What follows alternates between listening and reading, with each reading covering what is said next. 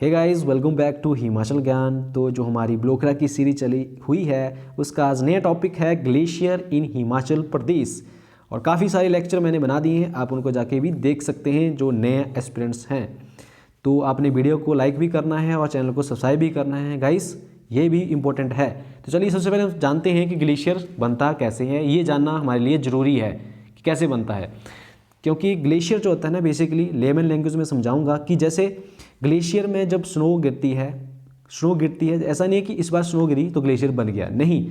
जब over the period of times, जैसे इस बार स्नो गिरी, फिर अगले साल फिर गिरी, तो जैसे जैसे वो स्नो एक्यूमुलेट होती जाती है ना over the period of time, वो एक आपकी ग्लेशियर उसी से बनता है। जब आपने किसी ने देखा होगा ग्लेशियर्स कि उसकी जैसे लेयर होती है, जैसे ग्लेशियर की शीट है तो इसमें अलग अलग लेयर होती है, तो आपको देखना होगा कि ये इतनी बड़ी इसकी लेयर होती है, काफ़ी लेयर्स होती हैं उसमें ओवर द पीरियड टाइम, वो एक ग्लेशियर कहा जाता है बेसिकली। और इसके लिए मतलब क्या क्या कंडीशन होनी चाहिए ग्लेशियर बनता है। तो जैसे पहली कि वो एक जैसे स्नो किसी एरिया में गिरती है तो वो अकुमुलेट होती है, स्नो मीन्स अकुमुलेट, जैसे स्नो गिरी वो वहाँ पे जमा होगी तो उसको क्या कहा जाता है, उसको कहा जाता है अकुमुलेशन जोन।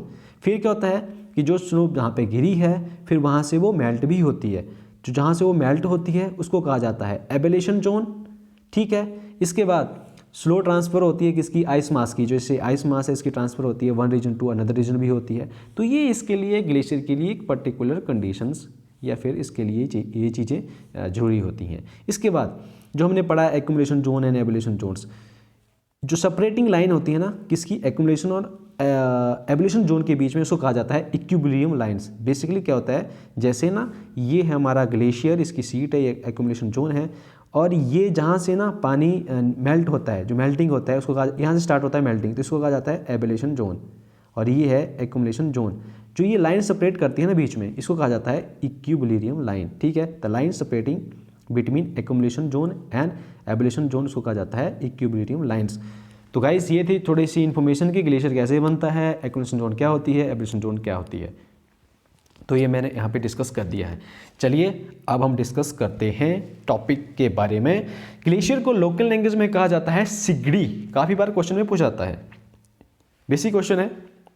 अब देखते हैं कि जो मेजर कंसंट्रेशन है ना ग्लेशियर्स की, कहाँ कहाँ है हिमाचल प्रदेश में। बेसिकली आपको देखने मिलेगा बड़ा भंगाल में एक तो ग्लेशियर है जो कि आपका फैला हुआ है कुल्लू, कांगड़ा, चंबा एंड लाहौल वैली में, आपको ये जो कि फीडिंग करता है रावी रिवर को, एक तो यहाँ पे देखने को मिलेगा। इसके बाद ट्रांजैक्शंस कुल्लू, स्पीति और किन्नौर का, जो कि फीडिंग करता है ट्रिब्यूटरी ऑफ बिरास एंड सतलुज को, यहाँ पे आपको ग्लेशियर देखने को मिलेंगे। इसके बाद इन दी जोन ऑफ लाहौल स्पीति, यहाँ पे तो काफ़ी ग्लेशियर्स हैं। इसके बाद कुल्लू वैली में कुछ देखने को मिलेंगे जो कि आपकी फीडिंग करते हैं glacier tributary of Beas reverse को।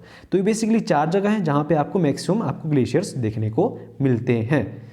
नेक्स्ट हम बात करते हैं सबसे पहले बड़ा सिगड़ी ग्लेशियर, काफ़ी इंपॉर्टेंट है। इसको कहा जाता है largest glacier of Himachal Pradesh is the बड़ा सिगड़ी ग्लेशियर, जो कि लोकेटेड है चंद्रा वैली ऑफ लाहौल के एरिया में, चंद्रा वैली में पाया जाता है, जो कि फीडिंग करता है बेसिकली आपका जो चिनाब रिवर है, चंद्राभागा रिवर है, वहाँ पे आपको ये देखने को मिलती है। इसके बाद ये 3 किलोमीटर वाइड है और 25 किलोमीटर इसका लंबाई है। इसके बाद ये जो बड़ा सिगड़ी ग्लेशियर है इसको चारों तरफ से माउंटेन के द्वारा इसको सराउंड किया जाता है। ये भी कहा जाता है इन 1936 में this glacier cause a great havoc, इसने काफ़ी तबाही मचाई थी इन चंद्रा वैली, जिससे कारण एक लार्ज लेक बनी थी जिसको कहा जाता है चंद्रताल लेक, इसकी वजह से ये बनी हुई थी। नेक्स्ट हम बात करते हैं कि इसको कंक्योर्ड किसके द्वारा किया गया था। 1956 में ऑल वुमेन माउंटेनियरिंग सीन के द्वारा इसको कंक्योर्ड किया गया था। 1958 में इसको स्टेफनसन ने इसको कंक्योर्ड किया था एंड इन 1970 में इसको मेजर बलजीत सिंह थे, उन्होंने इसको ट्रैक किया था सक्सेसफुली। तो ये लोग थे।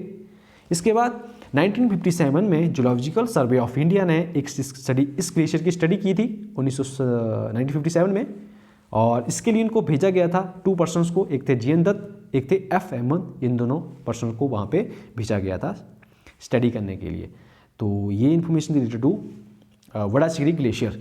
अब हम देखते हैं कुछ prominent glaciers Chandra valley in Lahore area में कौन कौन से हैं, याद रखने हैं आपने। छोटा सिगड़ी कहाँ पड़ता है, चंद्रा वैली में इन लाहौर एरिया में। पाचा, कुल्टी, सिप्तिंग, डींग, कारमो, तपन, गेफांग, सिल्ली, वालूनाग, एंड समुद्री, ये आपके प्रोमिनेंट ग्लेशियर हैं कहाँ पे, Chandra valley in Lahore areas में। नेक्स्ट हम बात करते हैं गेफांग ग्लेशियर। बेसिकली ये गेफांग शब्द कहाँ से आया है, it is name after the supreme Gephang deity of Lahore valley. तो ये लाहौर वैली का एक सुप्रीम उनका देवता है, जो कि इसका टेम्पल आपको देखने को मिलेगा सहारान वैली में, ठीक है, सहारान में। इसके बाद जो एक गेफांग पीक है ना, ये आपकी जो स्विट्जरलैंड में मैटरहॉर्न पीक है ना उसकी तरह दिखती है, तो ये भी काफ़ी इंपॉर्टेंट क्वेश्चन बनता है यहाँ से। और दूसरा क्वेश्चन एक और बनता है कि जो इसको लोकल लोग हैं ना वहाँ के, जो इसको कहते हैं मनी महेश ऑफ लाहौर। तो क्वेश्चन पूछा जाता है कि मनी महेश ऑफ लाहौर क्या है, किसको कहा जाता है, तो गेफांग ग्लेशियर को ये कहा जाता है। नेक्स्ट इसके बारे में, ये तो हो गई गेफांग ग्लेशियर के बारे में इन्फॉर्मेशन। नेक्स्ट हम बात करते हैं कुल्टी ग्लेशियर। छोटे छोटे ग्लेशियर आपको देखने को मिलेंगे लाहौल स्पीति में, काफ़ी हैं वैसे तो, मेन हम डिस्कस करते हैं यहाँ पे कुल्टी ग्लेशियर, जो कि आपको कोकसार लाहौल स्पीति में आपको देखने को मिलेगा। नेक्स्ट है मिलांग ग्लेशियर, जो कि आपकी नॉर्थ ऑफ कुल्टी में देखने को मिलेगा। बेसिकली साथ साथ में ग्लेशियर होते हैं, ठीक है, छोटे छोटे ग्लेशियर हैं। North of Kulti is located between Darcha and Khikhrar के बीच में आपको ये देखने को मिलेगा। इसको जो कि पहली बार इसको क्लाइंब किया गया था, national union of students expedition किया गया था 1939 में इस मिलांग ग्लेशियर को। नेक्स्ट हम बात करते हैं तारागिरी ग्लेशियर्स, जो कि आपका मिलांग ग्लेशियर के साथ में आपको देखने को मिलेगा। तो बेसिकली याद रखना कहाँ पे हैं, कुल्टी, मिलांग एंड तारागिरी, ये भी आपके लाहौल स्पीति में ग्लेशियर हैं। नेक्स्ट हम बात करते हैं चंद्रा ग्लेशियर। तो बेसिकली ये लोकेटेड है आपका स्लोप ऑफ मेन हिमालयास इन लाहौल स्पीति में। इसके बाद चंद्रा ग्लेशियर से बनती है चंद्रताल लेक, और चंद्रताल लेक से किसका ओरिजिन है, चंद्रा रिवर का। बेसिकली ये फीड करता है चिनाब को नहीं, बेसिकली फीड करता है पहले तो चंद्रा रिवर को, देन चंद्रा एंड भागा मिलती है, फिर इसको भी फीड करता है बेसिकली चिनाब रिवर को भी। नेक्स्ट है भागा ग्लेशियर्स, ये भी आपका मिलेगा आपको देखने के लिए, located on the slope of main Himalayan range in Lahaul area of HP में।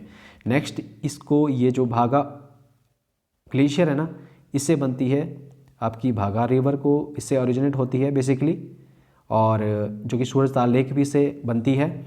और भागा glaciers can be approach by, इसको अप्रोच कर सकते हैं आप, इसमें जा सकते हैं कोकसर और तांडी होके, ठीक है, इन लाहौल स्पीति पे। इसके बाद कुछ हम इंपॉर्टेंट ग्लेशियर देखते हैं भागा वैली में, कौन कौन से हैं। एक तो है Milang, मुकिला, lady of Kelong and गिंगस्टांग, ये आपके हैं भागा वैली में, बेसिकली इन लाहौल स्पीति में ये इंपॉर्टेंट हैं।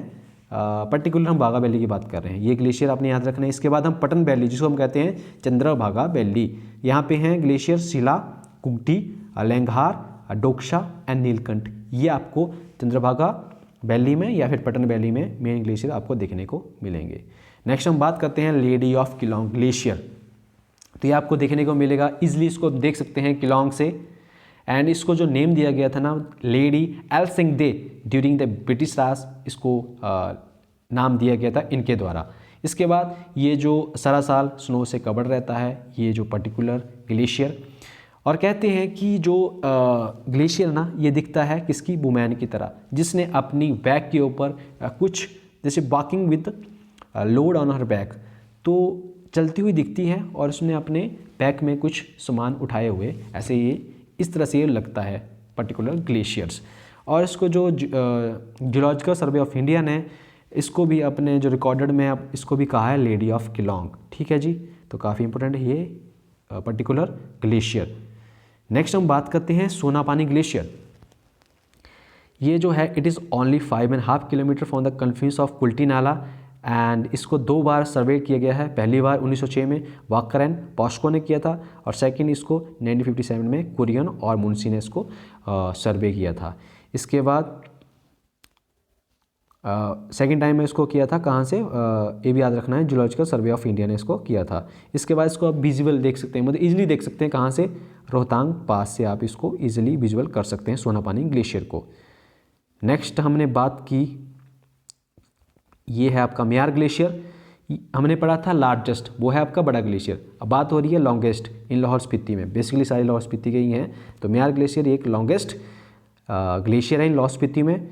इसके कुछ अदर मेजर ग्लेशियर भी हैं म्यार वैली में, एक है मानथोरा, कारपाट, उल्टा मापू एंड देन थारोंग्स, ये इसके कुछ पर्टिकुलर ग्लेशियर हैं म्यार वैली में।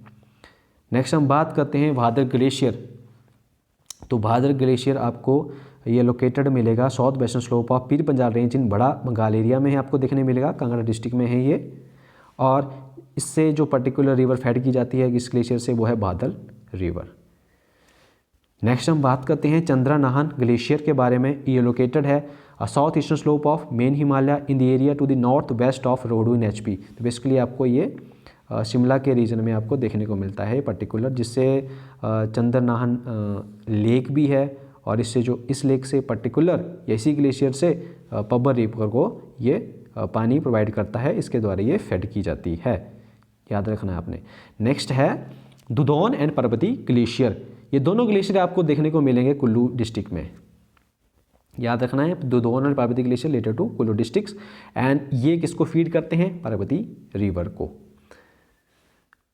नेक्स्ट हम बात करते हैं ब्यासकुंड ग्लेशियर्स।